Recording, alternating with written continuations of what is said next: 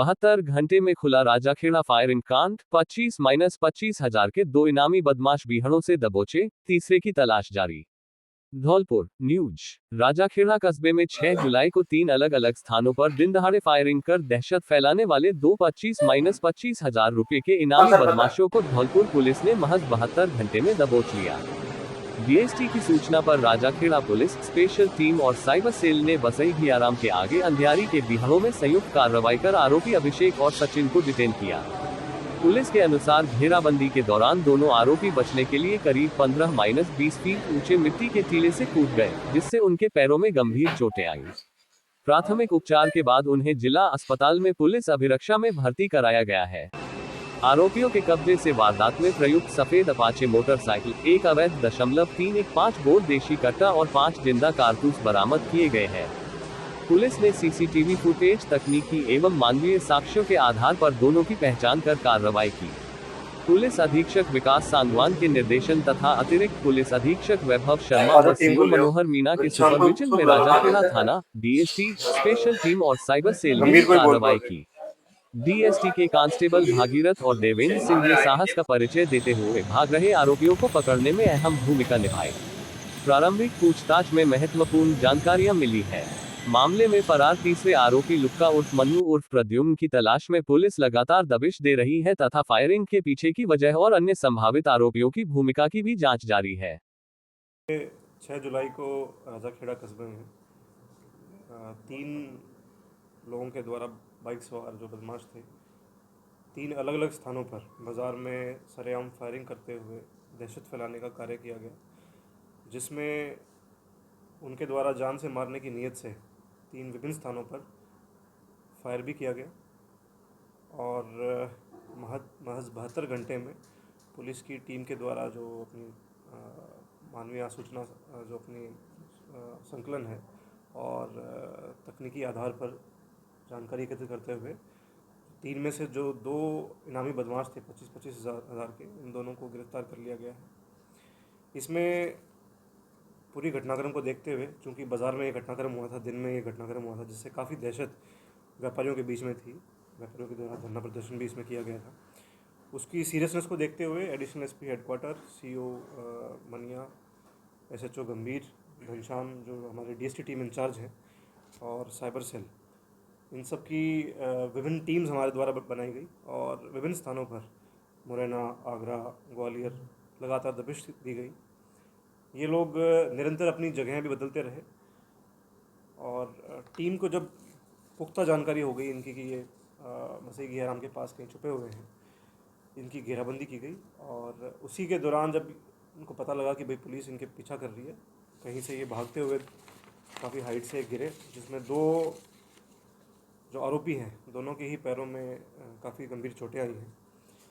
इन दोनों के नाम जो डिटेन किए गए हैं, अभिषेक जो कि गढ़ी जुनाबाद राजाखेड़ा थाना का रहने वाला है और दूसरा जो आरोपी है सचिन, ये मनसुखपुरा ज़िला आगरा का रहने वाला है। जो घटना में इनके द्वारा सफ़ेद बिना नंबर की अपाचे बाइक यूज़ की गई, वो भी पुलिस के द्वारा जब्त की गई है। साथ ही एक अवैध देसी कट्टा 315 बोर और 5 कारतूस पुलिस के द्वारा जो है उसमें बरामद किए गए हैं। साथ ही जो इसमें तीसरा अपराधी है मनु उर्फ लुक्का मंका की, जो राजाखेड़ा थाना का रहने वाला है, इसके विरुद्ध 6 करीब मुकदमे एमपी में पूर्व से दर्ज हैं। इसके द्वारा भी घटनाक्रम में जो है वो फायर किया गया था। ये अभी फरार है और 25,000 का इनाम इसके ऊपर घोषित कर रखा है। चूँकि घटनाक्रम लगातार एक ही थाना क्षेत्र में एक ही बाज़ार में 3 जगहों पर हुआ, उसके बारे में मैं थोड़ा उल्लेख करना चाहूँगा। सबसे पहले सर्वप्रथम जो घटनाक्रम है वो शांतिलाल गारमेंट्स के पास हुआ, जिसमें फायर करने से पहले इस जो आरोपी था उसके द्वारा दुकान पे वेरीफाई भी किया गया कि क्या ये शांतिलाल गारमेंट्स की शॉप है। जब ये तस्दीक हो गई उस बात की, तो उसने वहाँ पर जो है फायर करके वो वहाँ से भागा। इसके बाद जो नेक्स्ट जो था, ये एक राज मोहम्मद जो है, बेसिकली राजू मोबाइल नाम से एक शॉप है बाज़ार में, काफ़ी फेमस शॉप है, वहाँ पर भी इसने बाइक पे तीनों गए और इनके द्वारा फायरिंग की गई। इससे भी इसकी जो है पहले वार्तालाप हुई घटना से पूर्व कुछ मोबाइल ठीक कराने के लिए संबंध में। इसके बाद जो तीसरा है, ये पिनाट की तरफ जब रास्ता जाता है तो वहाँ पर एक प्रवीण जैन का भट्टा है, वहाँ पर उनकी जो गाड़ी थी वो मारुति सुजुकी ब्रेजा कार सफ़ेद रंग की, वो वहाँ खड़ी थी और ये समझकर कि प्रवीण जैन इसमें सवार है, वहाँ पर इसमें उनके गाड़ी के ऊपर भी फायर किया गया, जिससे जो पीछे का शीशा था कार का वो टूट गया। तो ये तीनों घटनाक्रम जो हैं इनके संबंध में और डिटेल जानकारी आरोपियों से पुलिस के द्वारा भी की जा रही है।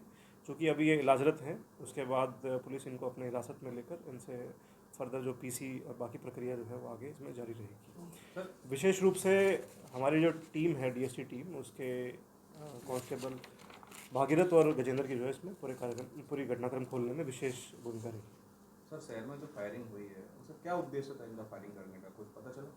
देखिए, इनका जिस तरह का बैकग्राउंड है, चूँकि जो बच्चे लड़के हैं अपराधी हैं इसमें, वो तीनों ही काफ़ी यंग हैं, 20, 22, 24 साल की इनकी उम्र है।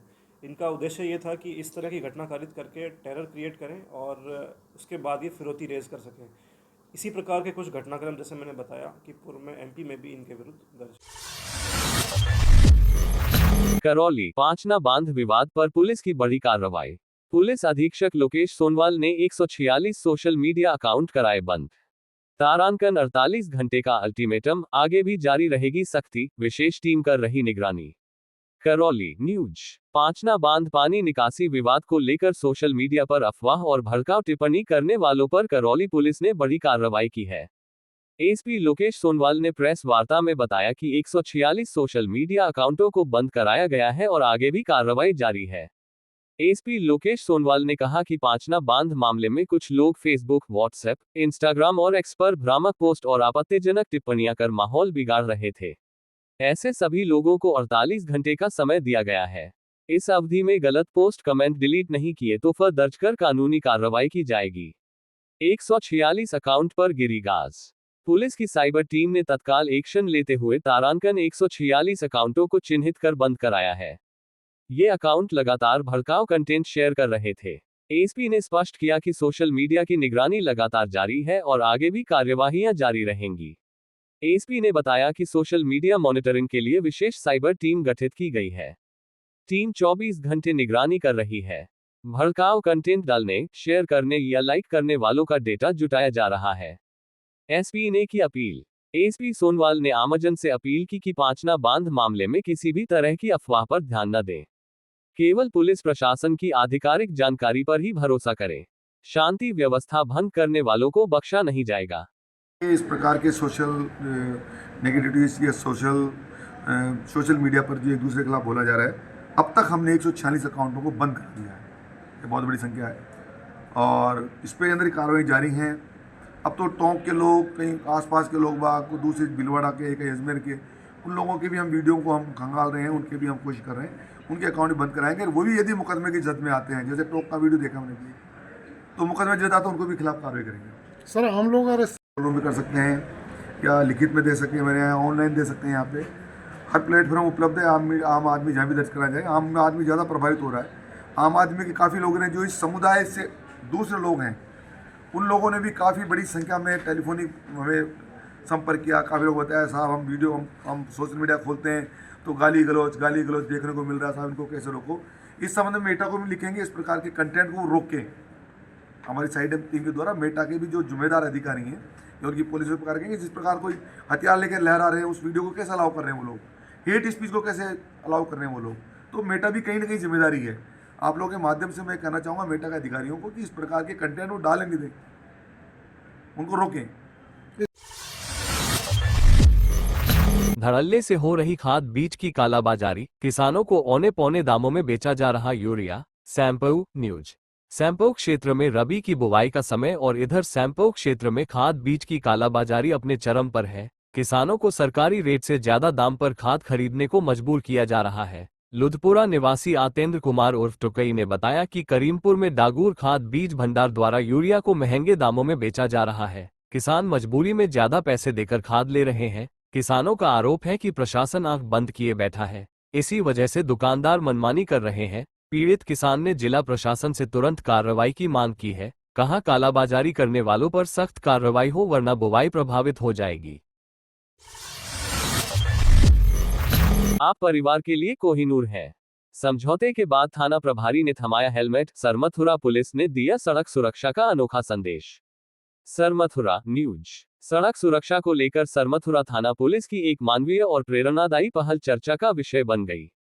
दो बाइक चालकों के बीच हुए सड़क हादसे के बाद कानूनी कार्रवाई के बजाय थाना प्रभारी ने उन्हें हेलमेट भेंटकर सुरक्षित यातायात का संदेश दिया। जानकारी के अनुसार 4 जुलाई को दो बाइकों की आमने सामने भिड़ंत में दोनों चालक घायल हो गए। सूचना मिलते ही पुलिस मौके पर पहुंची और घायलों को तत्काल सामुदायिक स्वास्थ्य केंद्र CHC सरमथुरा पहुंचाया। राहत की बात यह रही कि हादसे के समय दोनों ने हेलमेट नहीं पहना था, फिर भी उनके सिर में कोई गंभीर चोट नहीं आई।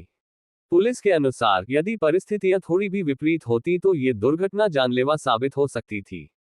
प्राथमिक उपचार के बाद दोनों पक्ष थाना सरमथुरा पहुंचे, जहां उन्होंने आपसी सहमति से किसी भी प्रकार की कानूनी कार्रवाई नहीं कराने की इच्छा जताई। थाना प्रभारी हरेंद्र सिंह ने दोनों पक्षों के समझौते का सम्मान करते हुए इस अवसर को सड़क सुरक्षा के प्रति जागरूकता अभियान में बदल दिया। उन्होंने दोनों बाइक चालकों को हेलमेट भेंट किए और भविष्य में हमेशा हेलमेट पहनकर वाहन चलाने का संकल्प दिलाया। थाना प्रभारी ने दिया भावुक संदेश। इस दौरान थाना प्रभारी हरेंद्र सिंह ने भावुक संदेश देते हुए कहा, हो सकता है दुनिया की नजर में आपकी कीमत कुछ भी न हो, लेकिन अपने परिवार के लिए आप किसी कोहिनूर से कम नहीं है। हेलमेट केवल चालान से बचने का साधन नहीं, बल्कि आपकी जिंदगी की सबसे मजबूत सुरक्षा ढाल है। आपकी एक छोटी सी लापरवाही पूरे परिवार की खुशियां छीन सकती है। थाना परिसर में मौजूद लोगों ने पुलिस की इस पहल की सराहना करते हुए कहा कि यदि हर दुर्घटना के बाद दंड के साथ साथ जागरूकता का ऐसा संदेश भी दिया जाए तो सड़क हादसों में निश्चित रूप से कमी लाई जा सकती है। सरमथुरा थाना पुलिस की यह पहल ये संदेश देती है कि दुर्घटना के बाद पछताने से कहीं बेहतर है पहले ही सुरक्षा नियमों का पालन किया जाए। हेलमेट पहनना केवल कानूनी जिम्मेदारी नहीं, बल्कि अपने और अपने परिवार के प्रति सबसे बड़ी जिम्मेदारी है। ये 4 जुलाई की घटना है शाम की, झिरी रोड पर महाकालेश्वर मंदिर के पास। दो बाइकों में भिड़ंत हो गई थी, जिनमें एक का चालक था भूरी गुजर, मल्लपुरा थाना सरमथुरा, और दूसरा था राहुल मीणा, कसियापुरा थाना लांगरा करौली में। दोनों ने ही हेलमेट नहीं लगा रखा था। वो तो भगवान का शुक्र है कि इनके सिर में कोई ज़्यादा चोट नहीं आई और अब दोनों ही ठीक होके आए हैं। पुलिस ने इनको हॉस्पिटलाइज किया था और अब ये दोनों ठीक होके आए हैं और दोनों को ही पुलिस ने हिदायत दी है कि आगे ये हेलमेट लगाकर ही अपनी बाइक चलाएं और साथ में इनको ISI मार्क दोनों को हेलमेट गिफ्ट किया है। और लोगों से भी, आमजन से ये अपील है, निवेदन है कि बिना हेलमेट के बाइक नहीं चलाएं। अपनी और अपनों की सुरक्षा के लिए हेलमेट जरूर लगाएं। Thank you. मानसून से पहले एक्शन मोड में नगरपालिका बाड़ी। सरमथुरा रोड पर चला विशेष नाला सफाई अभियान। जलभराव रोकने की बड़ी तैयारी। बाड़ी न्यूज। मानसून के दौरान शहर को जलभराव और गंदगी से बचाने के लिए नगरपालिका बाड़ी ने विशेष नाला सफाई अभियान तेज कर दिया है। जिला कलेक्टर निधि बीटी और उपखंड अधिकारी एवं प्रशासक अमित कुमार वर्मा के निर्देश पर अधिशासी अधिकारी उत्तम चंद्र बंसल के नेतृत्व में शहर के प्रमुख नालों की युद्धस्तर पर सफाई कराई जा रही है। इसी क्रम में शुक्रवार को सरमथुरा रोड स्थित प्रमुख नालों में मशीनों और सफाई कर्मियों की मदद से व्यापक सफाई अभियान चलाया गया। वर्षों से जमा गाद, प्लास्टिक, पॉलीथिन, झाड़ झंखाड़ और अन्य ठोस कचरे को निकालकर नालों की जल निकासी क्षमता बहाल की गई। सफाई के दौरान निकले कचरे का तत्काल उठाव कर उसका वैज्ञानिक तरीके से निस्तारण भी कराया गया, ताकि आसपास का क्षेत्र स्वच्छ और सुरक्षित बना रहे। क्या कहते हैं अधिशासी अधिकारी बाड़ी। अधिशासी अधिकारी उत्तम चंद्र बंसल ने बताया कि नगरपालिका का उद्देश्य केवल नालों की सफाई तक सीमित नहीं है, बल्कि वर्षा ऋतु में जलभराव, गंदगी और जलजनित बीमारियों से शहरवासियों की सुरक्षा सुनिश्चित करना भी है। इसी के तहत शहर के सभी छोटे बड़े नालों की चरणबद्ध सफाई लगातार कराई जा रही है, ताकि बारिश का पानी बिना किसी रुकावट के आसानी से निकल सके।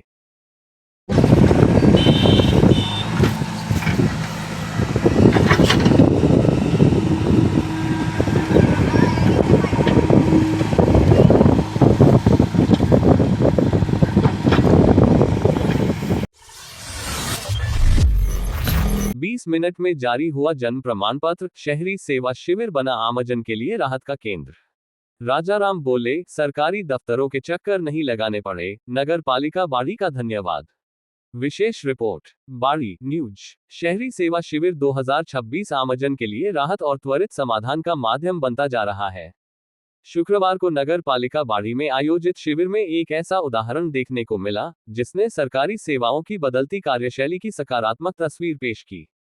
जिला कलेक्टर निधि बीटी के निर्देशन तथा बाड़ी उपखंड अधिकारी एवं प्रशासक अमित कुमार वर्मा के मार्गदर्शन में आयोजित शिविर में बाड़ी निवासी राजाराम को अपने बेटे का जन्म प्रमाण पत्र मात्र 20 मिनट में जारी कर दिया गया। नगर पालिका की टीम ने आवेदन प्राप्त होते ही आवश्यक दस्तावेजों का सत्यापन कर पूरी प्रक्रिया पारदर्शी और समयबद्ध तरीके से पूरी की। जन्म प्रमाण पत्र हाथ में मिलते ही राजाराम के चेहरे पर खुशी साफ दिखाई दी। उन्होंने कहा कि पहले इस तरह के कार्यों के लिए कई बार कार्यालयों के चक्कर लगाने पड़ते थे, लेकिन इस शिविर में बिना किसी परेशानी के कुछ ही मिनटों में प्रमाण पत्र मिल गया। उन्होंने इस व्यवस्था के लिए नगर पालिका बाड़ी और राजस्थान सरकार का आभार व्यक्त किया। इस अवसर पर उपखंड अधिकारी एवं प्रशासक अमित कुमार वर्मा तथा नगर पालिका के अधिशासी अधिकारी उत्तम चंद्र बंसल ने लाभार्थी को जन्म प्रमाण पत्र सौंपते हुए कहा कि शहरी सेवा शिविरों का उद्देश्य नागरिकों को जन्म मृत्यु प्रमाण पत्र, विभिन्न प्रमाण पत्रों सहित अन्य आवश्यक सेवाएं सरल, सुगम, पारदर्शी और समयबद्ध तरीके से उपलब्ध कराना है, ताकि लोगों को सरकारी कार्यालयों के अनावश्यक चक्कर न लगाने पड़े। अधिकारियों ने बताया कि शिविरों में प्रत्येक आवेदन का प्राथमिकता के आधार पर निस्तारण किया जा रहा है और नागरिकों को एक ही स्थान पर विभिन्न सरकारी सेवाओं का लाभ मिल रहा है। राजाराम का मामला इस बात का उदाहरण है कि प्रशासन और नगर पालिका जनसेवा को लेकर गंभीरता से कार्य कर रहे हैं। 20 मिनट में जन्म प्रमाण पत्र जारी होने की यह सफलता शहरी सेवा शिविर 2026 की प्रभावी कार्यप्रणाली और आमजन के प्रति प्रशासन की संवेदनशीलता का जीवंत उदाहरण बन गई है।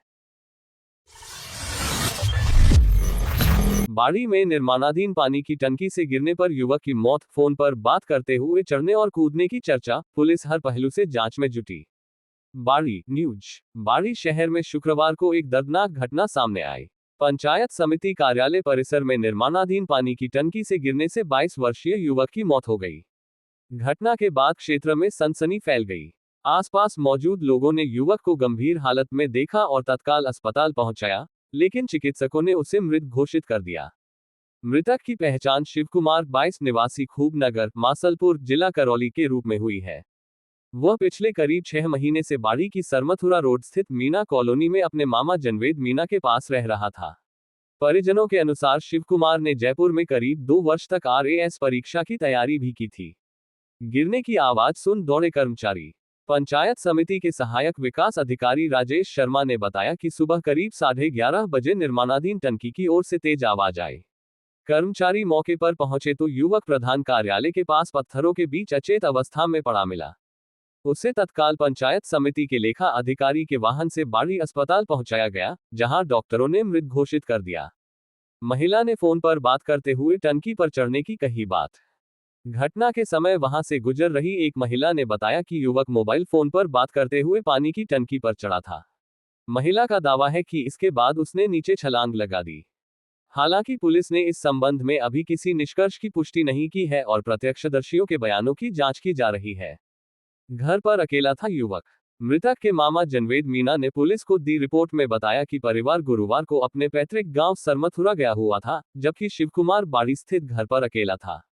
घटना की सूचना मिलने पर पूरा परिवार तत्काल वापस बाड़ी पहुंचा।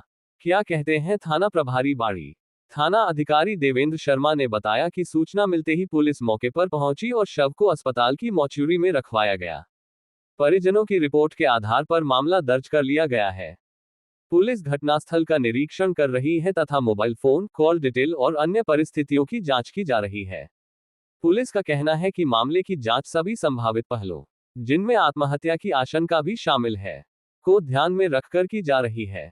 जांच पूरी होने के बाद ही घटना के वास्तविक कारणों का खुलासा हो सकेगा। बयाना नगर पालिका में सफाई कर्मचारियों में फूट, एक गुट हड़ताल पर तो दूसरा सफाई में जुटा। बयाना न्यूज। बयाना नगर पालिका में शुक्रवार को सफाई कर्मचारियों की अचानक घोषित हड़ताल ने नगर की सफाई व्यवस्था को लेकर हलचल मचा दी। हड़ताल के दौरान कर्मचारी 2 गुटों में बंटे नजर आए। एक गुट ने मांगों के समर्थन में जुलूस निकालकर प्रदर्शन किया, जबकि दूसरा गुट नियमित रूप से सफाई कार्य में जुटा रहा।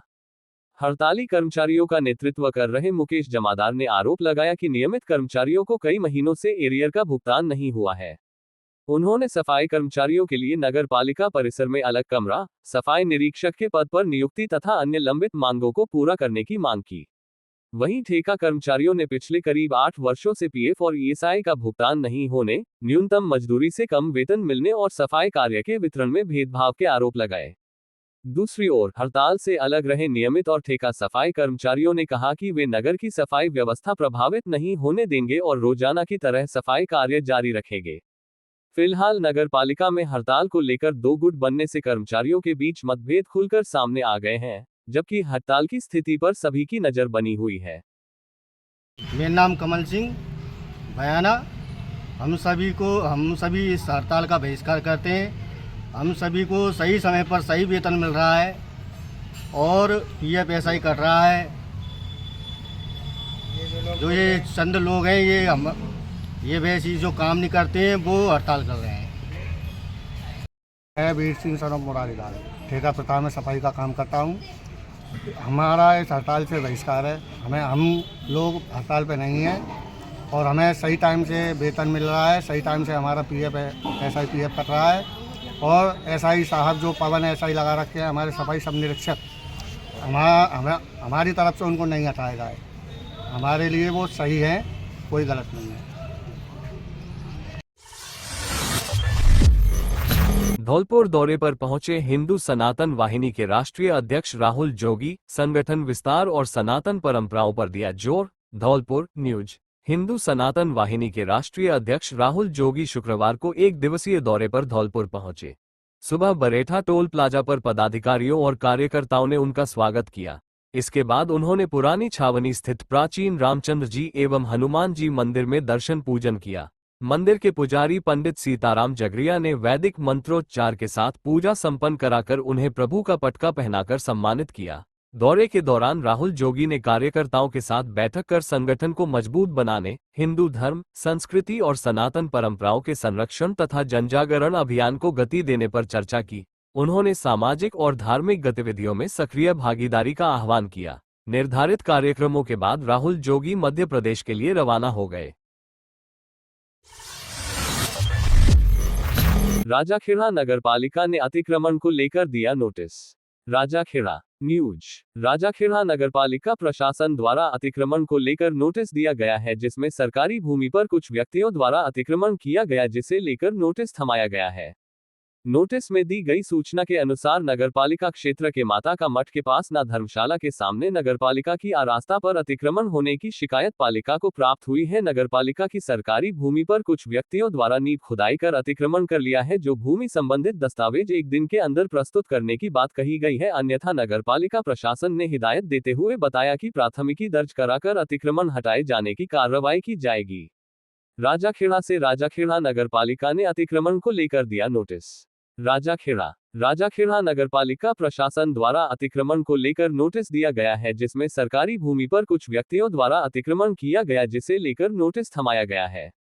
नोटिस में दी गई सूचना के अनुसार नगरपालिका क्षेत्र के माता का मठ के पास न धर्मशाला के सामने नगरपालिका की आरास्ता पर अतिक्रमण होने की शिकायत पालिका को प्राप्त हुई है। नगरपालिका की सरकारी भूमि पर कुछ व्यक्तियों द्वारा नींव खुदाई कर अतिक्रमण कर लिया है, जो भूमि संबंधित दस्तावेज एक दिन के अंदर प्रस्तुत करने की बात कही गई है। अन्यथा नगरपालिका प्रशासन ने हिदायत देते हुए बताया कि प्राथमिकी दर्ज कराकर अतिक्रमण हटाए जाने की कार्रवाई की जाएगी। राजस्थान समान नागरिक संहिता विधेयक 2026 पर जिले में विचार विमर्श एवं जनसुनवाई आयोजित। जनप्रतिनिधियों, विधि विशेषज्ञों, शिक्षाविदों और विभिन्न धर्मों के प्रतिनिधियों ने दिए सुझाव। धौलपुर न्यूज। राजस्थान समान नागरिकता संहिता विधेयक 2026 यूसीसी के अंतर्गत गठित समिति के सदस्य प्राचार्य सेवानिवृत्त राजकीय विधि महाविद्यालय श्रीगंगानगर रामस्वरूप अग्रवाल एवं संभागीय आयुक्त नलिनी कठौतिया द्वारा भरतपुर संभाग स्तर पर जनसुनवाई का कार्यक्रम आयोजित किया गया। जिला स्तरीय कार्यक्रम की अध्यक्षता जिला कलेक्टर श्रीनिधि बीटी ने जिला कलेक्टरेट स्थित DOIT सेंटर KVC रूम में की। कार्यक्रम में विभिन्न जनप्रतिनिधि, विभिन्न धर्मों के प्रतिनिधि, शिक्षाविद, विधि विशेषज्ञ, सामाजिक संगठनों, गैर सरकारी संगठनों एवं राजनीतिक दलों के प्रतिनिधियों ने भाग लिया। प्रतिभागियों ने समान नागरिक संहिता विधेयक पर अपने विचार व्यक्त करते हुए प्रारूप समिति को लिखित सुझाव भी सौंपे। वीडियो कॉन्फ्रेंसिंग के माध्यम से जिले की जनसुनवाई आयोजित की गई। इस दौरान आमजन ने यूसीसी विधेयक के संबंध में अपने सुझाव प्रारूप समिति के समक्ष प्रस्तुत किए। उपस्थित नागरिकों ने सुझाव प्रपत्र भरकर लिखित रूप में भी अपने विचार सरकार तक पहुंचाए। जनसुनवाई में प्राप्त सुझावों में नागरिकों ने राजस्थान की सामाजिक एवं सांस्कृतिक परिस्थितियों को ध्यान में रखते हुए कानून बनाए जाने की आवश्यकता पर बल दिया। कई लोगों ने लिव इन रिलेशनशिप को प्रदेश की सांस्कृतिक परंपराओं के विपरीत बताते हुए इस विषय पर विशेष विचार करने का सुझाव दिया। साथ ही समाज के सभी वर्गों से व्यापक संवाद कर उनके विचारों को विधेयक में समाहित करने की मांग भी की गई। कार्यक्रम में जिला प्रशासन के वरिष्ठ अधिकारी एवं गणमान्य नागरिक उपस्थित रहे।